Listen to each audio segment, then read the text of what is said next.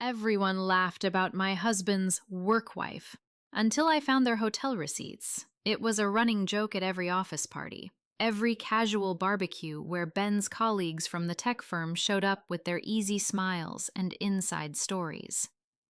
"Oh, Ben and Sophie, they're like an old married couple," they'd say, chuckling over their beers while I forced a grin, my stomach twisting just a little. Ben would wave it off, his arms slung around my shoulders, saying, "Rachel, you know it's just work stuff. Sophie's like my sister." And I believed him, or at least I wanted to. We'd been married for 12 years, Ben and I. 2 kids, Ellie 9 and Max 6, living in a tidy Denver suburb with a view of the Rockies that made every morning feel like a postcard. I was an accountant, crunching numbers for a small firm downtown, while Ben climbed the ladder at Nexus Tech, a sleek startup that promised to revolutionize data storage. He was their star project manager, always working late, always putting out fires, with Sophie, his teammate.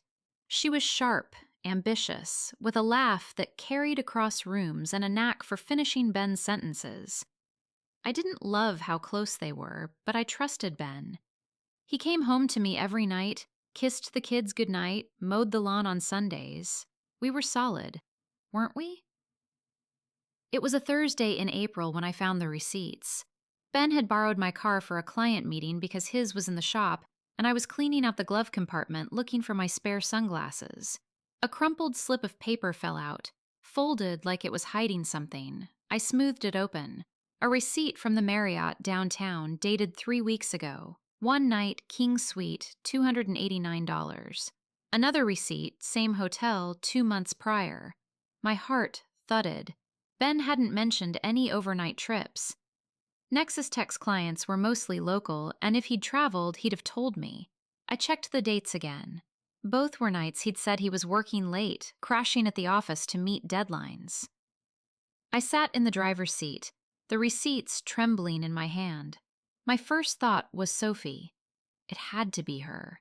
The way she'd linger at our table during company events, her hand brushing Ben's arm when she laughed, the way he'd light up when he talked about their projects, like they shared some secret language I'd never understand. I wanted to call him right then, scream into the phone, but I didn't. I needed proof. I needed to know how deep this went. That night, Ben came home late, loosening his tie as he dropped his briefcase by the door. "Rough day?" he muttered, kissing my cheek before heading to the fridge. I watched him, searching for something, a tell, a guilty glance. Nothing. He was the same Ben, charming, tired, a little distracted. I didn't mention the receipts. Instead, I started paying attention. His phone, always face down now, the way he'd angle his laptop screen away. A week later, I couldn't take it anymore. I logged into our shared credit card account, something I hadn't done in years because Ben handled the bills. There they were, more charges. Not just the Marriott, but restaurants, a wine bar, even a jewelry store. My hands shook as I scrolled through the transactions. A $500 pendant from Tiffany's purchased 4 months ago. I didn't own anything from Tiffany's. I wanted to believe it was a mistake. A client gift? Anything but what my gut was screaming. I started digging deeper. Ben's work bag, usually a mess of papers and chargers, held a burner phone I had never seen before. It was locked, but the call log showed dozens of texts to a number I didn't recognize. I cross-checked it against Sophie's contact in Ben's main phone, which I'd peeked at while he was in the shower. It matched. My chest tightened. This wasn't just a fling. This was deliberate, planned, hidden. I confronted Sophie first. I didn't trust myself to face Ben without exploding, and I needed answers before I burned our life down. I found her LinkedIn, saw she lived in a sleek condo near the office, and drove there on a Saturday morning when Ben was at soccer practice with the kids. My hands were clammy as I rang her buzzer, half expecting her to slam the door in my face. Instead, she let me in. her face pale, her eyes darting like she'd been expecting me.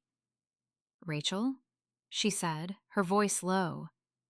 "I swear I didn't want this." She looked different up close, less polished than at the office parties. Her hair was pulled back, and she wore a loose sweater that didn't quite hide the small curve of her stomach. My breath caught. "You're pregnant," I said, the words heavy in the air. She nodded, tears brimming. 5 months. It's Ben's." The room spun. I gripped the arm of her couch, my vision blurring. "How could you?" I whispered.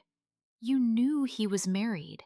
You knew about me, about our kids."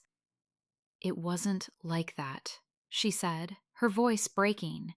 "He blackmailed me, Rachel. I didn't have a choice." I stared at her, my mind racing. Blackmail? Sophie sat across from me, her hands twisting in her lap, and told me everything. She and Ben had been working on a high-stakes project for Nexus Tech, a new cloud platform that was supposed to secure a $50 million contract. But there was a problem. Ben had been fudging numbers, skimming funds from the budget to cover personal debts. Gambling, she said, something he'd hidden from everyone, including me. When Sophie caught on, he didn't deny it. Instead, he threatened to pin the fraud on her, said he'd doctored records to make it look like she was the one stealing. He said he'd ruin my career. So she went along with it. The affair started as a way to keep her close, to ensure her silence. The hotel rooms, the gifts, they were Ben's way of controlling her, making her complicit. "I hated it," she said. "I hated him, but I didn't know how to get out." When she got pregnant, things got worse. Ben panicked, told her to handle it, but she refused. Now she was stuck, carrying his child, terrified of what he'd do next. I left her apartment in a daze, the weight of her words crushing me. Ben wasn't just cheating. He was a liar, a thief, a manipulator. The man I'd built my life with, the father of my children, was a stranger. But what was I supposed to do? Turn him in? The fraud would destroy Nexus Tech, cost hundreds of jobs, and tank our finances. We'd lose the house, the kids' school, everything. And Ellie and Max, what would it do to them, knowing their dad was a criminal? But staying silent meant living with a man I couldn't trust, raising our kids in a lie, and letting Sophie carry the burden alone. I drove home, the receipts still burning a hole in my purse. Ben was in the backyard, kicking a soccer ball with Max, laughing like nothing was wrong. I watched them through the kitchen window, my heart splitting in two. I could confront him, demand the truth, but what would that solve? He'd lie. Or worse, he'd turn it on me, make me feel crazy for doubting him. I'd seen him do it before, in small ways, gaslighting me when I questioned his late nights, his spending. Over the next few weeks, I became a detective in my own life. I copied files from Ben's laptop when he was asleep, spreadsheets with numbers that didn't add up. I found emails to offshore accounts, coded language about discrepancies and adjustments. I even met with a lawyer in secret, a grizzled guy named Paul who specialized in corporate fraud. "You've got enough to bury him," Paul said, flipping through my evidence. "But it'll bury you too. Joint accounts, shared assets, you're tied to him legally. If he goes down, you'll feel the fallout." I didn't sleep. Every night I lay next to Ben, his breathing steady while my mind churned. I thought about Sophie, alone in her condo, pregnant with a child she hadn't planned for. I thought about Ellie, who idolized her dad, and Max, who'd cry for him if he went to prison. I thought about the other employees at Nexus Tech, people I'd met at picnics and holiday parties, who'd lose their livelihoods if the company collapsed. One night, I couldn't take it anymore. I slipped out of bed and drove to Sophie's. She answered the door in pajamas, her belly more pronounced now. "I'm going to confront him," I said, "but I need to know you'll back me up." She hesitated, her eyes searching mine. If I testify, I could lose everything too. My job, my future. The next morning, I waited until the kids were at school. Ben was in the kitchen, scrolling through his phone, oblivious. I set the receipts on the table, the burner phone next to them. "Explain," I said, my voice steady despite the storm inside me. He froze, his eyes flicking to the evidence. For a moment, I saw the man I married, charming, quick-witted, always ready with an answer. Then his face hardened. "You're spying on me now?" he said, his voice low. "This is nothing, Rachel, work stuff. You're blowing it out of proportion." "Sophie's pregnant," I said, watching his reaction. His jaw tightened, but he didn't flinch. "And I know about the fraud, the accounts, the skimming. I have proof." He laughed, a cold, hollow sound. "You think you're so smart, don't you? You have no idea what you're talking about. You turn me in, you're screwing yourself. The kids, our life. You want to be a single mom scraping by? Be my guest." I wanted to scream, to throw something, but I held my ground. "Sophie's ready to talk. She's done protecting you. So am I." For the first time, I saw fear in his eyes. He stood, pacing, his hands raking through his hair. "You don't get it, Rachel. This is bigger than me. You think Nexus Tech doesn't know? They're in on it. You blow this up, you're taking down everyone."